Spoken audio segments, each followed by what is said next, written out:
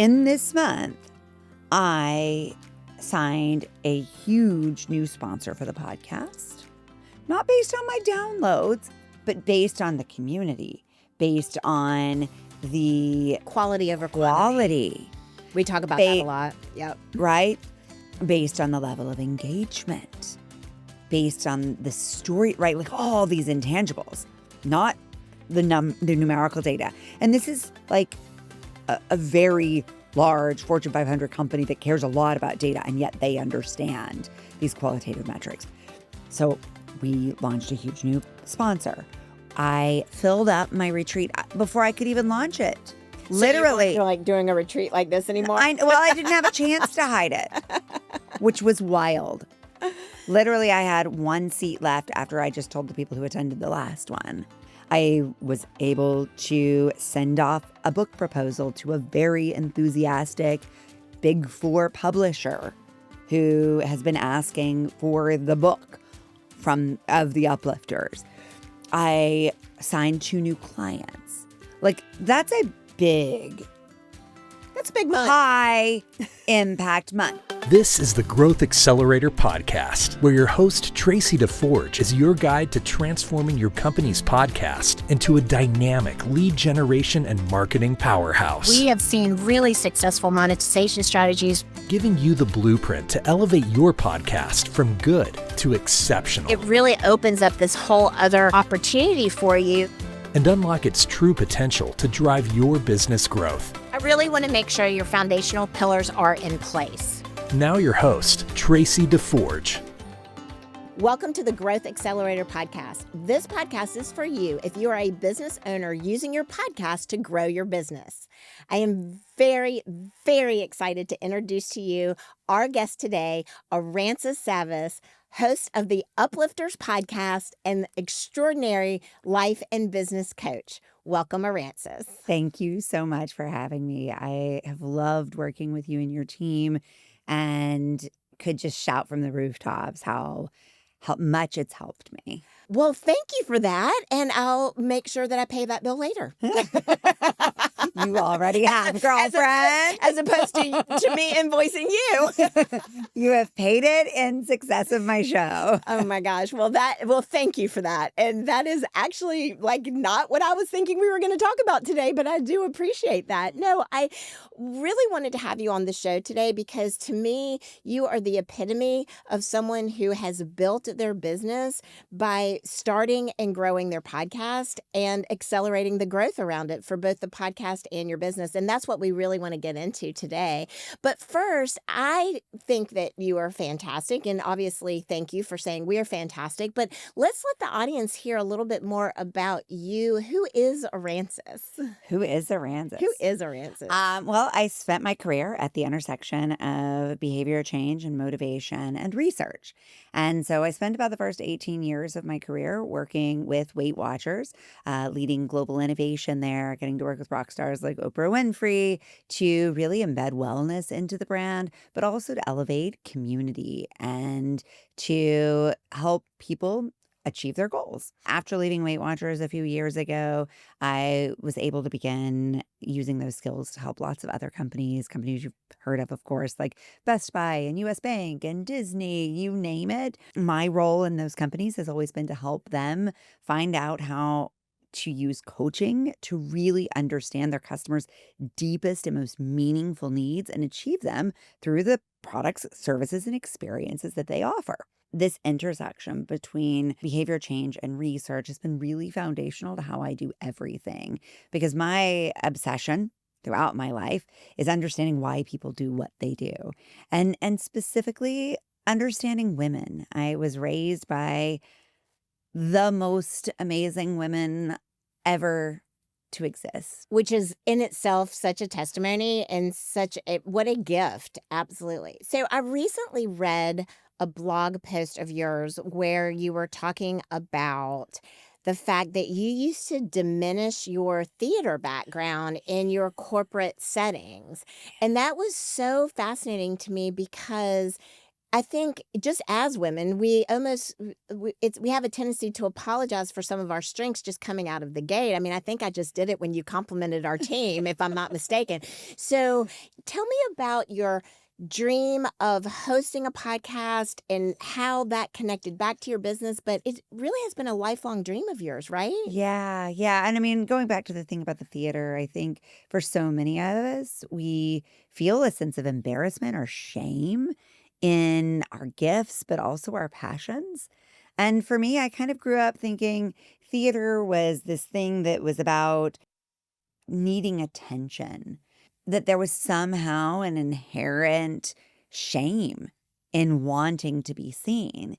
And the older I've gotten and the more I have learned about how we as humans operate, I think actually where we have the most impact and find the most joy and satisfaction and purpose in our lives is through fully embodying our gifts. And so one of the things I talk about all the time is bringing all of our unique skills and interests and passions together into what we do. And a lot of those, to your question, go way, way back. Because if I look at 5-year-old me, all she wanted to do was be Jane Polly on the Today Show. Because I watched this woman lead with so much warmth and curiosity and presence. And that's where I knew I felt most alive. When I was in a beautiful one-on-one conversation with another person, deeply listening, being fully present for them. And so if I were to take all the little parts and pieces of me, my passions, my gifts where I know I have impact, and I add them up, podcasting became a really natural fit for me. I wanted to host a podcast for a really long time. At my prior company, I got really far down the road with trying to encourage them to invest in the power of podcasting before ultimately they pivoted and focused that marketing energy on something else. And so when I was finally fully out on my own and fully autonomous and able to make big, brave decisions on my own behalf, I had to ask myself that most foundational question, which is, well, if I could do anything, what would I do? And the truest, almost like silly answer was, well, I'd be Jane Polly on a podcast. And I would create that space for myself to listen deeply, to live in my gifts. I know what I'm good at because I've seen the impact of it. And I know that what I do best is I listen and I synthesize. And so, like, for me, one of the most beautiful parts of being a podcast host is the feedback I get from my guests. So for those of you who aren't familiar with the Uplifters Podcast, share with our audience not only the drive behind it, but what is the Uplifters Podcast and what is it doing for the world? So I think as women, we inherit a lot of messages that tell us that after age 40, we should be playing small. We should be packing up our ambition and our dreams, tidying them away, and investing all of our energy for the second half of life and helping other people do big things. Because we are past prime. It is too late. It would be selfish to go after that message because I think I was just getting started. I think that's true for most of us, Traci. That's the thing. I'm like, really? And yet, that's the thing? and yet, we are told like those are our caregiving years. We've got the incredible expense in many cases of caring for younger generations and older generations simultaneously. And there's so much demand on our energy that we kind of tuck away all of that dreaming for ourselves. But I was, like you, raised by people who were showing me a different way of approaching the second half of life. My great-great-grandmother's life really blossomed after age 50. My great-grandmother, who I'm so lucky was with me until I was in my mid-20s. Oh, wow. She became an entrepreneur in her 50s. My grandmother who raised me became a runner in her 60s, in her 70s, her 80s, and her 90s. She was learning and growing. She became an architect and architected multiple homes in her 70s. In her 80s and 90s, she was waking up every day and going for a run and doing yoga and the splits. And my mother, in totally different ways, came into her own in their second half of her life. And so like you, I didn't believe I was supposed to pack up all my ambition. And yet, if you look at the media that surrounds us and you look at the broader storytelling that we're receiving, it's telling us to get quiet. And so I wanted, with the Uplifters podcast, to center the stories of women who were doing big, brave things in the second half of life so that we could all believe in that potential, so that we could all say, wait a minute, I don't have to stop doing big, brave things. I'm actually biologically primed to do big, brave things in the second half of life. There's research now from Harvard that shows that women's growth mindset actually peaks in our 40s. And of course, in the second half of life, we've accumulated so many resources that we can rely on, like incredible networks of people. Right. Well, I mean, the whole "it takes a village" mindset isn't just about raising children, right? I mean, it's just about life in general, right? Yeah. And I mean, even just like today when we're recording this podcast, we had a different set of strategy that was planned for the day. And then we had a team member that wasn't able to be here like we thought. And so I was like, okay, Aransas, you got to jump in and help us out. And because with Produce Your Podcast, I mean, it feels like you've actually become a part of the Produce Your Podcast family because we've been working together now in this capacity for several years. Yeah. Let's talk about how we got started with this dream of yours having the Jane Polly, the Aransas version, which is fantastic, of the Uplifters Podcast. What was going through your mind when you decided to make that commitment to jump into those pre-launch strategy sessions and be like, okay, I'm going to take this out of my dream state and put it into the tactical state? Like, tell me about that process for you. I have half-assed some things in my life. I think we all have, right? Like I've half done it and sort of hidden things. And, I'm like, I'm launching a retreat, but don't look at it. So I've very quietly been like, I'm doing this thing. And then I'm like, nobody wants it. Many of us, especially entrepreneurially, fall into that trap of kind of quietly offering things to the world and then feeling disappointed or frustrated when they don't happen. Or happen to the degree that your expectations, but maybe not owning your part in the fact that the being seen part was the vulnerability, so you just chose not to be seen. Correct. I mean, I'm just talking about it. Correct. Just asking You for don't know. friends. You don't know. This has never happened to you. Ever. But I knew with this, it really mattered to me. And I knew that it was my true answer to what I would do if I could do this one thing all the time. If I could talk to inspiring women all day, every day, and have an impact with that, like that would be my dream life. And so I came to you with this vision of this is who I want to serve, and this is what I would like to achieve with this podcast. And I came to you really ready to commit to being in this and to giving it my all and to saying really loudly, y'all, I'm making this podcast and I believe in this podcast.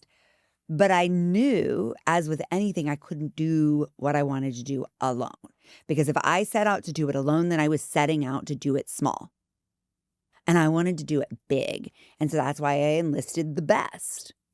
And I came to you and I said, okay, I want to make this great. So let's make it great together so that I get to use your 30 plus years, all of the technology, all of the teams that you have so powerfully built to make my dream come true.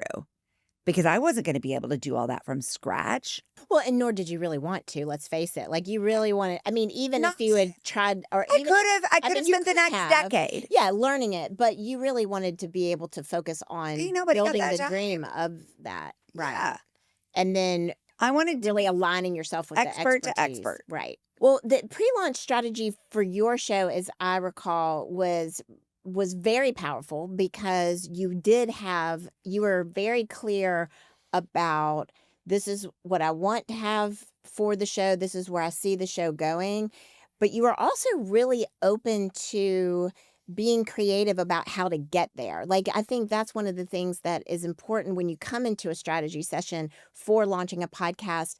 You need to be able to be flexible about being open and willing to explore different possibilities on formats, different possibilities on audio versus video. And you were really open to that. What was one of the things that you took away from the pre-launch strategy that you felt like was a really strong catalyst for the next steps for your show? Yeah, I mean, I think in our work together pre-launch, you really helped me understand how to translate my idea and my energy into a powerful format that could have impact.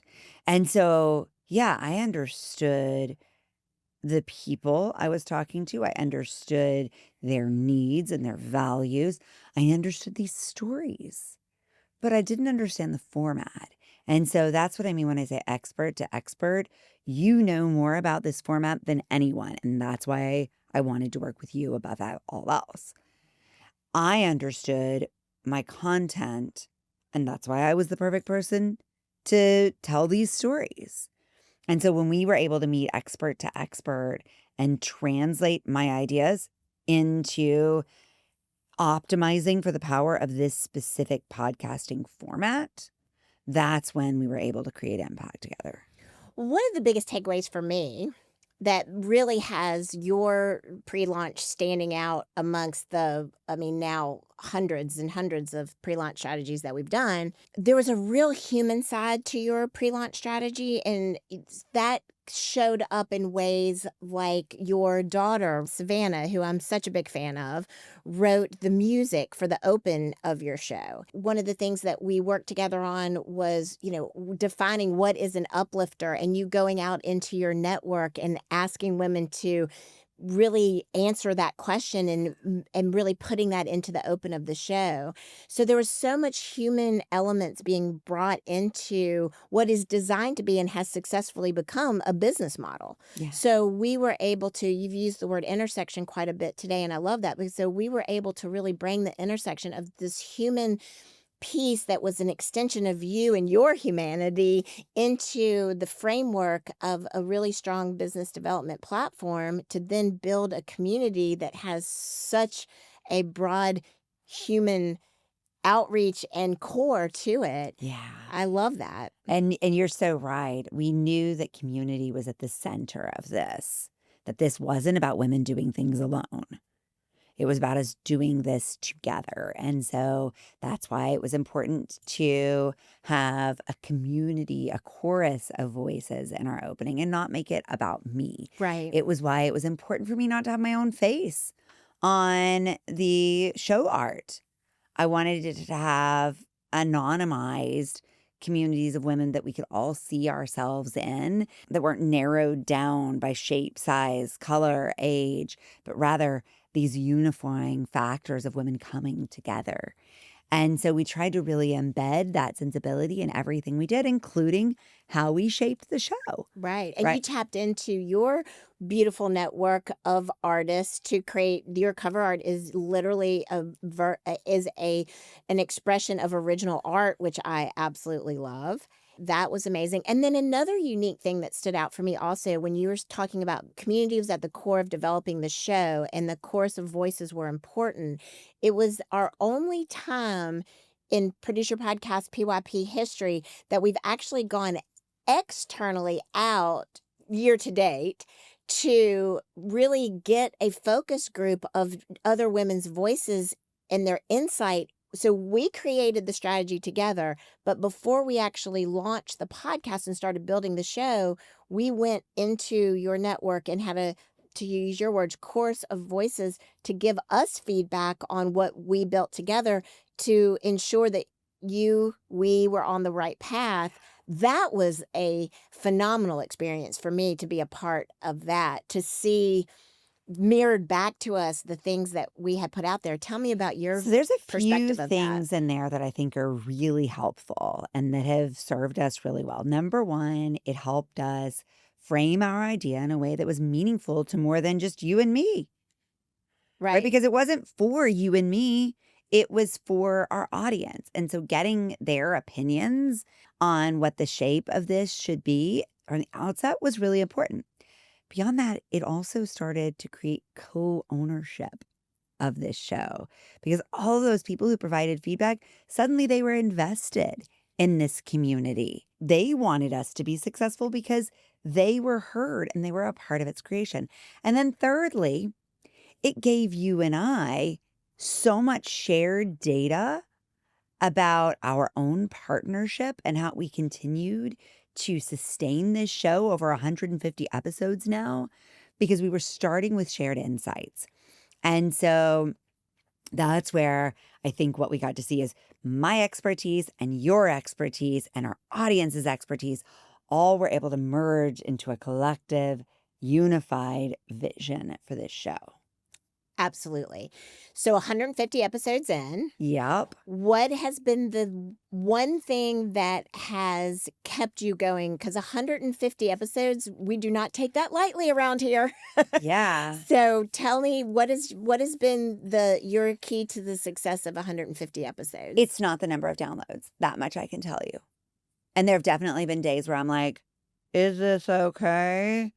And then it seems like every time I have that little fear thought, something bonkers amazing happens. And so it's like somebody just asked me, they were like, so how was your month? And I really sat back and reflected on my month for a minute. And in this month, I signed a huge new sponsor for the podcast, not based on my downloads, but based on the community, based on the quality over quantity. quality. We talk about that a lot. Yep. Right? Based on the level of engagement, based on the story, right? Like all these intangibles, not the numerical data. And this is like a very large Fortune 500 company that cares a lot about data, and yet they understand these qualitative metrics. So we launched a huge new sponsor. I filled up my retreat before I could even launch it. So Literally. you're like doing a retreat like this anymore? I didn't have a chance to hide it, which was wild. Literally, I had one seat left after I just told the people who attended the last one. I was able to send off a book proposal to a very enthusiastic Big Four publisher who has been asking for the book of the Uplifters. I signed 2 new clients. Like, that's a big month. High impact month. Now, all those things didn't come from this month. They just all happened to close this month. They all came from the last 2 years of watering the garden. And so some weeks I feel like I'm just watering the garden and I'm like, is this thing working? And there are times when I'm like, oh, I need to move the plant. And I need to, get it some more sunlight or less sunlight, right? And then there's times when I'm just like watering and it feels a little bit routine and I'm not sure if the buds are going to like come up out of the surface. And then there are months like this where it like explodes and you're like, oh, it's springtime here. Right. Or I guess it's fall now. So I should say harvest. It's evergreen. It's fine. It's harvest. Well, you're harvesting now, but you've been planting and growing planting seeds and watering. I think it's important to remember for our motivation that this stuff is not linear. One of the things I'm hearing you say, and I think it's so important for any person who is really building anything, but most specifically a podcaster who's coming into their show and they want all the things all the time and they want what they want and they want it right now. Everything you want, you can achieve, but it takes a plan, it takes a strategy, it takes execution, and it takes time. Mm-hmm. There's a phrase that I heard that I really like. It was out of context for this, but in context for what we're talking about, which is consistency compounds over time. Mm-hmm. And so if you think of it like the financial markets, it's very similar, and you are a testimony to that being a factual statement. And maybe walk us through these last 2 years and share a little bit about your pathway so that people can be inspired by where did you start when you were thinking about a sponsorship to getting there? What were you creating about a retreat before you filled it? What did you go into the podcast with the book? Like there's a lot that's been happening for you over the last 2 years. The truth is, while I am a strategic person, I actually think the core of my strategy has become, what is this moment perfect for? And it's a question I ask every client I work with over and over, because I think we have this tendency to come up with visions and ideas, and we're like, I'm going to work toward that. And there is power, right, in a targeted approach. And I have seen much, much more impact from holding that loosely and maybe saying, how do I want to feel? What feeling am I working toward? And what's giving me that feeling? Right? For me, that feeling is usually impact. I want to feel impactful. I don't feel thousands of downloads. That's not a feeling, right? No, that's a metric. It's a metric that provides a feeling of impact. It does, but it also can provide a feeling that if your mind That's is it. around your metrics, then it can feel deflating. You can Correct. feel disappointed. It can feel shut like you you're down. not having impact. So Yes. that's what we're saying, the same thing here, which is that Right. I challenge myself to chase impact, not numbers. And so I'm asking myself, like, what's working? My friend Karen used to say, what is the way that's opening? And so instead of trying to like push a vision in like of, I'm going to get X number of downloads by this date, and I'm going to just like force it by any means necessary, I'm going to say, well, what are people asking for more of? So I started this show not focused on late bloomers. I started it focused on women doing big, brave things. And I was talking to all these amazing trailblazers and change makers and people who'd experienced personal transformation. All that was wildly inspiring. It was only over time that I understood that what my audience wanted more and was most energized by was when those stories were stories of late bloomers. So the funnel narrows, right? And I think it is this continuous process of listening and learning and responding that has kept me energized as a learner and a creator. But it's also kept my audience engaged because we're kind of going down this road together. They're teaching me and I'm taking those lessons, and then I'm making changes to the format so that it better meets their needs, which better impacts me and my goal of having impact with the show. I think one of the things that's really often underestimated as a benefit for hosting a podcast long term, and we're going to put you in the long term category, once you go over that 100 episode milestone, you definitely qualify for that, is the actual connections and networking and resources that you get to tap into as the host because of the women. OMG. And so I'd love for you to share about Can I tell you the smartest thing I did? And I think I remember when I told you I was going to do this, you were like, oh, that's really smart. I'm sure I did. And I do. I tell people all the time the best gift I gave myself when launching this podcast, other than working with PYP, of course, was this. I ask each guest to nominate the next guest. Oh, that's right. Because so that I came have up in our strategy. It did, lot yes. of amazing guests. I have an extraordinary community I never could have or would have accessed. I find so much pleasure and satisfaction in introducing my guests to one another. And I get to do it every week because now there are so many of them and they are all so incredible and so inspiring that I can reach out to a woman 20, 40, 100 episodes ago and say, I just met this woman that I feel like you should know. Right.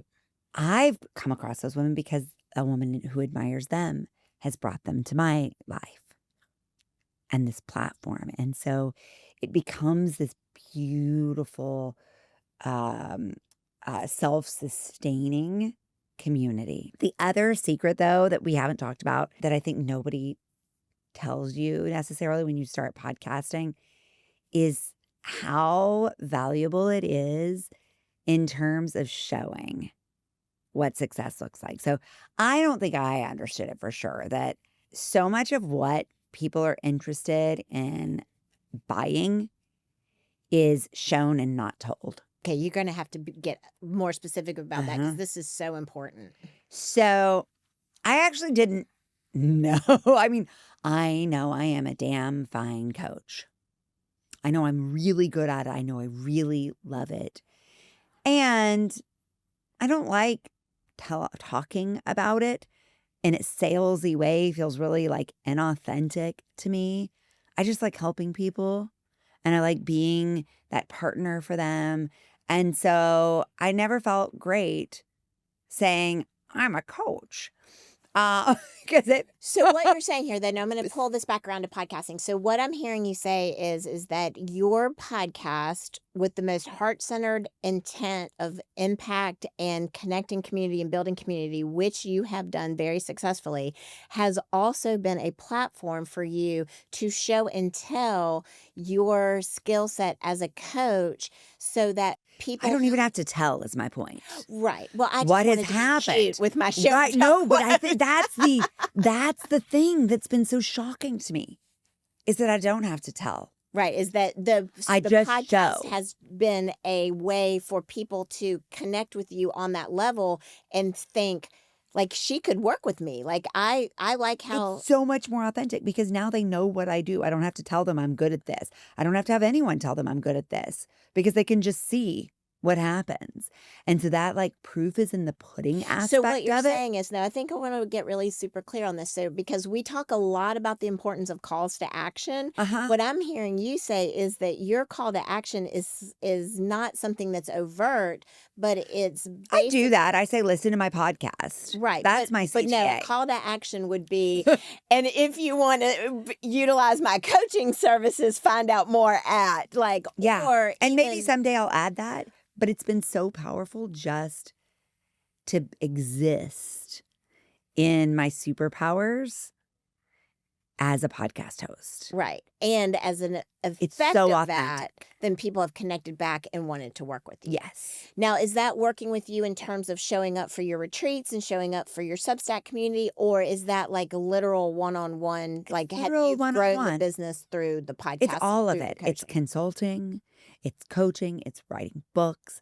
All of it has come from the demonstrated proof of efficacy that is seen in the podcast week after week after week. And the energy that you're bringing to the mic. Yep. Consistency. Yep. Okay. So I know you to be scrappy entrepreneur. And I think, and I say It's that true. as a very much a compliment. I invest in very little except the greatness that is QIP. Well, I mean, I keep a very small tech stack. well, we keep a very large tech I stack, know. 3 podcast specific ones, just so you know, as you know. But no, I mean, in all seriousness, I do respect your conservative approach to business building. So I think it that makes it even more important to talk through why having a partner supporting you in your podcast is something that you do make a conscious decision to invest in, and why is that important to you, and why has that been a strong return on your investment? So many reasons. Number one, it's meant that I don't have to do it alone. And it's meant that I've had thought leadership and expertise in my corner so that I don't have to be an expert in all things podcasting. I just have to be an expert facilitator. I have chosen to lead guest recruitment on and relationship building because that's just a really important piece of it for me. And so it's allowed me to focus my energy and time where it matters most by putting my money on the things that are less good uses of my time and energy.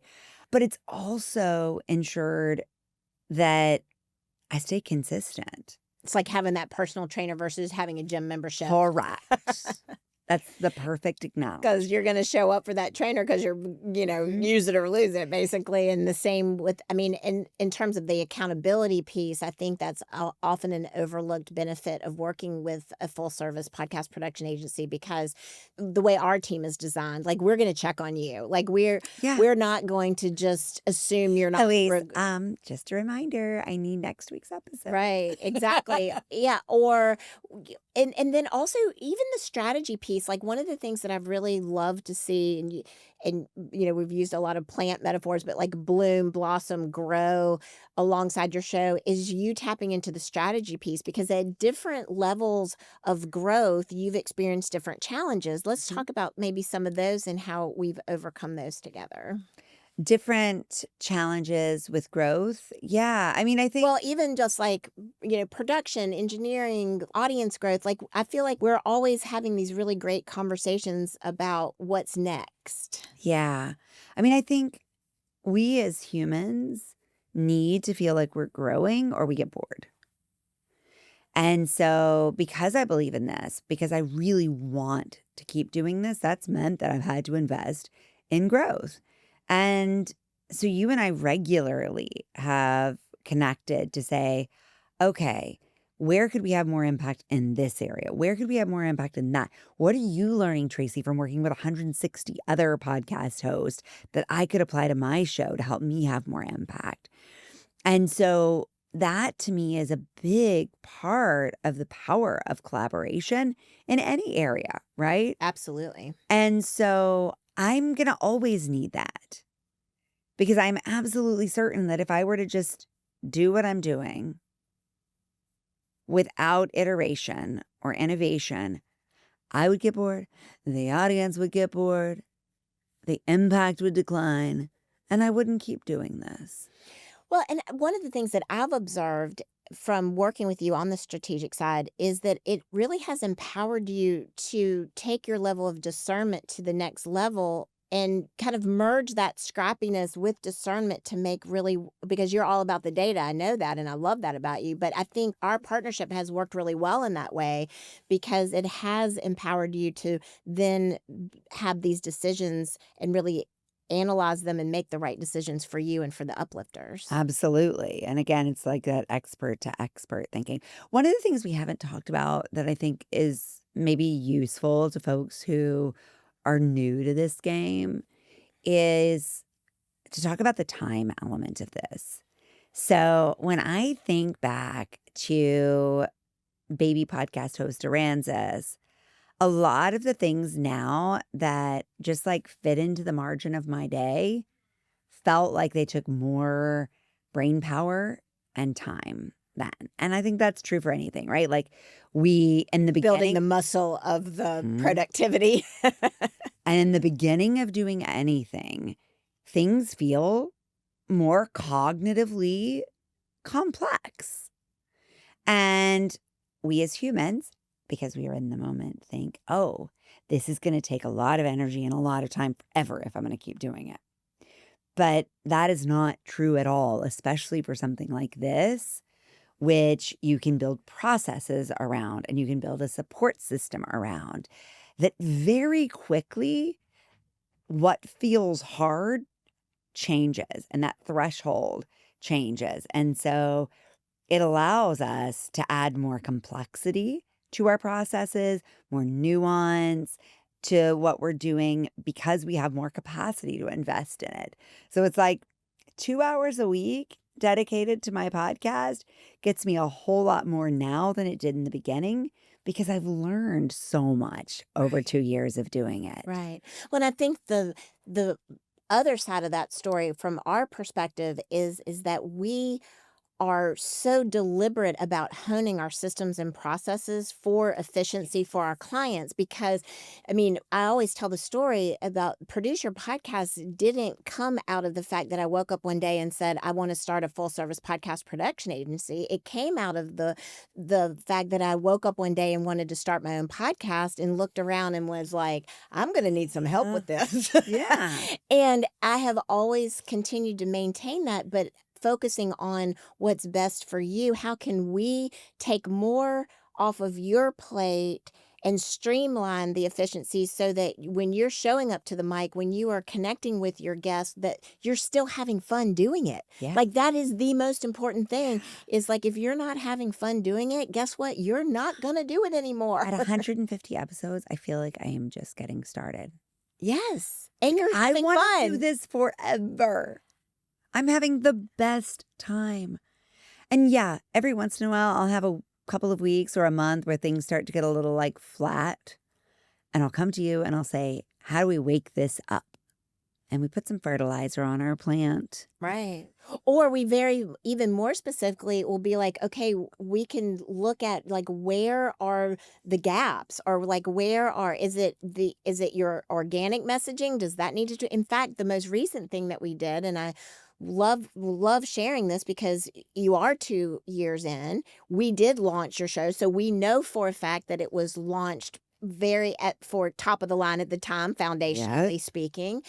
And so I didn't have to audit the original work, which we do a lot, but yours, we know where the original work came from, and it was exceptional, if I do say so myself. But the key of what I'm trying to say here is that 2 years in, we have a conversation about, okay, if we need to get to the next level of growth, this is not a set it and forget it situation. So we are taking that SEO discoverability tech. We are revisiting your show description. Your show is not the same show we wrote a show description for 2 years ago than it is The world now. has changed. The world has changed. The algorithms have changed. SEO has changed. SEO has just catapulted it's not a nice to have anymore. It's a need to have. So that's one of the things that I'm really loving about where you are right now, is that now we're really being able to be like, okay, nailed that first sponsorship. How is that going to keep the integrity of your content in place? Yeah. And that's a very important conversation for where you are right now, because you have built a loyal and trusted community. You can't just slam them with all of a sudden, messages from Fortune 500 companies, although they serve you well on the back end. You would need to make sure that they serve you well on the front end. So we're having those kind of conversations now that are still technical and technical, but they're also still very focused on growth. It's partnership. Right. I'm not doing this alone. We're doing this together. Right. Okay. So with the GAP, the Growth Accelerator Podcast, we always like to do a little workshopping, take advantage of the consulting that you have access to. Okay. So where we go from here, what do you need some help on that you would like for me to give you some quick down and dirty strategy on right now? So, I think we are at a really interesting time for search. I learned this yesterday. People's Google searches are on average 5 words. People's AI searches are on average 26. Mm-hmm. So our behaviors are completely different in these two platforms, right? The LLMs, the large language models, versus the traditional search engines. Our behaviors are different, and what they're pulling is different. And so one of the things I've really been thinking about is, like, what does that mean for us in terms of how we optimize for new search? Right. Which is going to be some blend of traditional SEO, which was just new 5 minutes ago. Right. We just figured out 10 minutes ago before it changed 5 minutes ago. Right? I know. The world is changing so fast. And new search, which is LLMs. Right. So in a nutshell, to workshop this just for a moment, the solution, I'm just going to go ahead and tell you, the solution is guesting on more podcasts, making more podcast appearances on other shows with like-minded audience. And here's why. Because with a Google search, it's going to go more vertical into those 5 or 6 keywords that you're saying. That's going to go vertical into the depth of what you have on your website, your show note summaries, all of those things work really well for Google. In fact, Todd Cochran always said, write your show notes for Google, create your content for your audience. But the difference with AI is they're about the old adage of, there's nothing old about AI in terms of this, but the adage in traditional media is frequency and repetition. Mm-hmm. So what AI is doing is it's going wide, not vertical. Mm-hmm. So the more times and more frequently you're showing up as a thought leader, you're amplifying your voice, you're seen in that industry expertise space, the more podcast appearances, more guest appearances that you're on, the more times you're showing up more frequently, the more likely you are to show up in an AI overview. So that's why our audience growth strategies right now that we're recommending are, yes, full service, amazing broadcast quality audio and video, and audience growth acceleration so that you are expanding your reach outside of organic.